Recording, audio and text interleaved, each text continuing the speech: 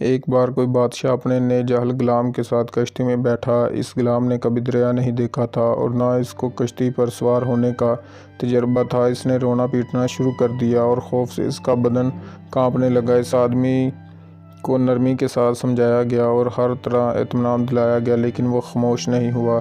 اس کے رونے کی وجہ سے بادشاہ کی طبیعت خراب ہو گئی اور سیر و تفریح کا لطف ختم ہو گیا۔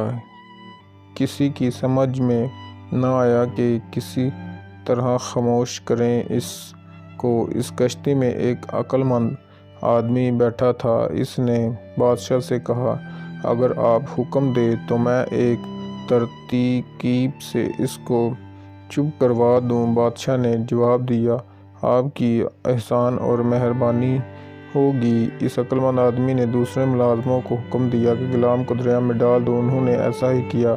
اس نے جیسے ہی پانی میں چند غوطے کھائے، اس کے سر کے بال پکڑ کر کشتی کے پاس لائے اور اس کے دونوں ہاتھ باندھ کر کشتی کے پتوار میں لٹکا دیا۔ جب وہ پانی سے باہر نکلا گیا تو کشتی کے ایک گوشہ میں خاموش بیٹھ گیا۔ بادشاہ کو تعجب ہوا۔ عقل مند آدمی سے پوچھا کہ بھلا اس میں کیا حکمت تھی کہ غوطہ کھانے اور تکلیف اٹھانے کے بعد وہ خاموش ہو گیا؟ اس نے کہا، اس نے کبھی ڈوبنے کا مزہ نہیں چکھا تھا اور نہ اس کو کشتی میں آرام اور اطمینان سے بیٹھنے کی قدر معلوم تھی۔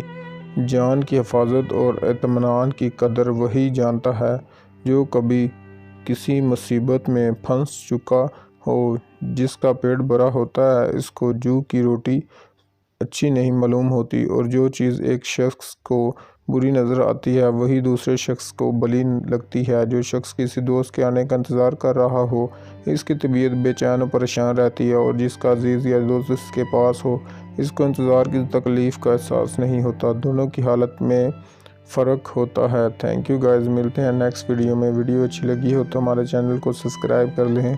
ہم ایسی ہی سبق آموز واقعات، حقائق، سبق آموز مورل کہانیاں آپ کے لیے لے کر حاضر ہوتے رہتے ہیں۔ اللہ حافظ، ملتے ہیں نیکسٹ ویڈیو میں، تب تک کے لیے بائے بائے، ٹیک کیئر۔